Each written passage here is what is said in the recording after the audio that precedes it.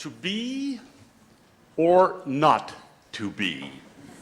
That is the question. We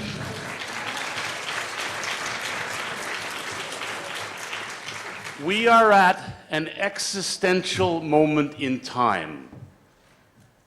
We either change the path we're on, or we and all of the beauty of creation on this earth will go with us. And it's time to name the perp. The perp is the oil industry, the coal industry, and the gas industry that is frustrating us getting onto a sustainable path. I am the president of an organization of cities, 1,200 or 1,500 cities around the world, located in 84 countries. Back in 1990, we formed. In 1992, we adopted Cities for Climate Protection, and we began a strategy to reduce CO2 emissions in cities. And we did it. We began that process, and now there are cities around the world that are declaring themselves that they're moving to carbon neutral or zero carbon. That's where the leadership is coming right now. It's not coming from these sterile conferences. These people have come with an agenda that was cooked up in their capital 6 months ago, and they yap, yap, yap, but there's no change in the outcome. We've known since 1992 in Brazil at the Rio Summit that we had to do something about climate change. And here we are 21 years later, and we're still talking and not acting as nations. It's time to light a fire under your country. Make your country move to a sustainable path. And if you're looking for a way to get attention, go and talk to your local council and ask them how they are moving to a sustainable path. You have to take this issue on as young people. We've lived for the past 70 years by the old adage of live like there is no tomorrow. And guess what? The way we're going, there will be no tomorrow. And the Rolling Stones told us that time is on our side. Well, you only need to look at Mick Jagger to know it's not. We need to make this change, and we need to make it now. And that's in the way we live, yes, but it's in the way the places where we live function. Half of the world's population lives in cities. By the middle of this century, 75% of the world's population lives in cities. By the end of this century, 90% of the world's population lives in cities. Between now and 2050, the next 40 years, we will build more in cities than has ever been built before on this planet. If we don't build that correctly, if we build gas guzzlers, if we build buildings that emit heat, we will not achieve survivability on this planet. And the 350 figure is the correct figure, and we're already at 400. And at a certain point, there's what's called feedback loops will kick in, and they're already kicking in now. In my country, Canada, the permafrost is melting. Methane is being released. The oceans can no longer contain the CO2 that's being emitted. Methyl hydrates are being released. You know that the Arctic's melting. You know that the Antarctic's melting. You know that the glaciers which supply water to our cities are melting. And you know last year that Greenland, which they said, oh, you can't say that Greenland's melting. Well, when 97% of the surface area of Greenland melts, I can say, I do say, Greenland's melting. Why is that important? Well, Greenland alone, if it melts, is a 7-meter rise of the oceans.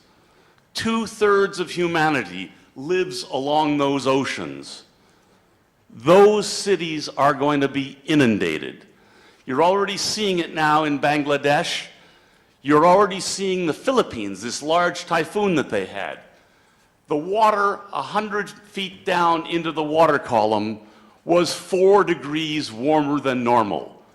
We are going to see more of these storms each and every day. And it's because the oil companies, the gas companies, and the coal companies say, we have an investment that we must bring to market. Well, no. We can't afford to use those resources. We absolutely can't afford to use them.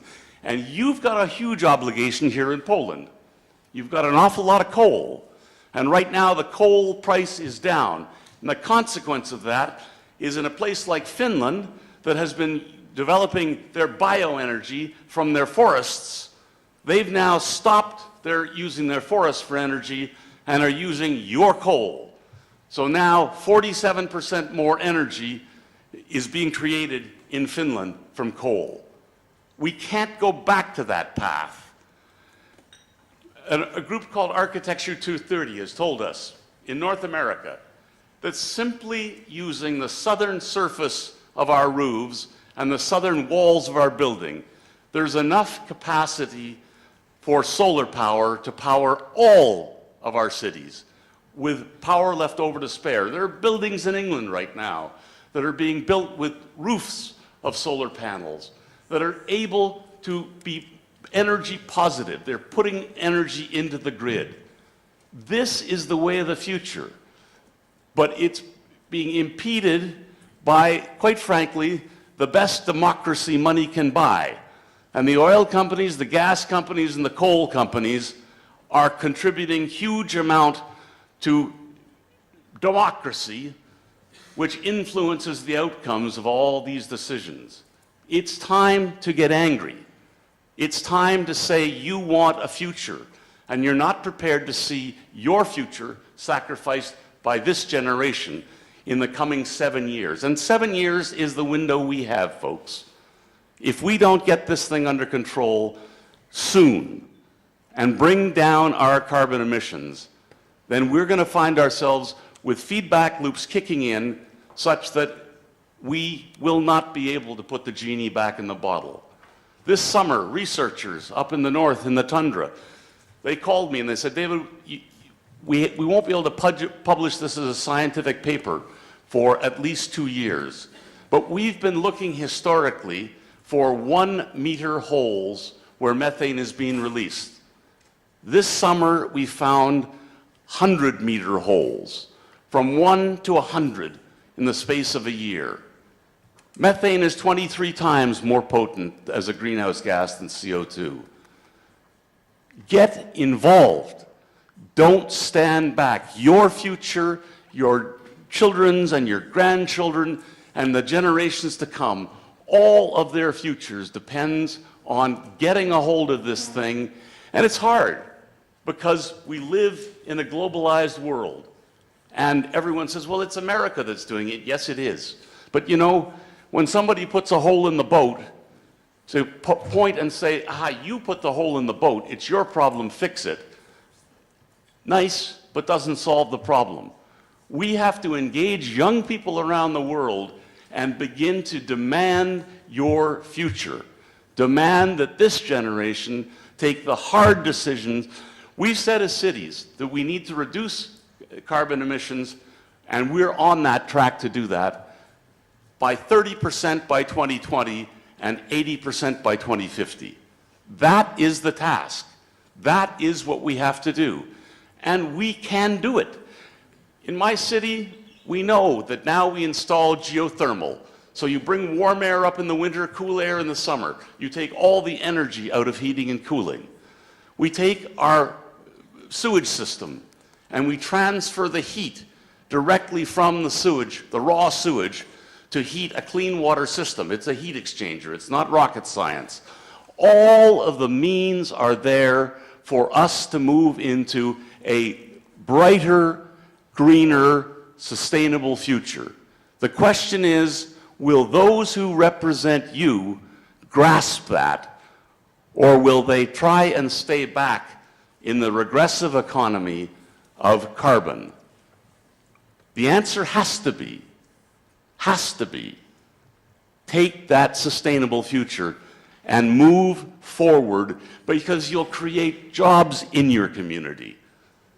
California now, the whole green jobs program of putting solar panels on roofs. Those are jobs that don't go overseas. They stay locally. So the transition is going to be better for people, better for the economy, and create a future not only for humanity, but for all the species that depend on this thin atmosphere that we have around us. Thank you.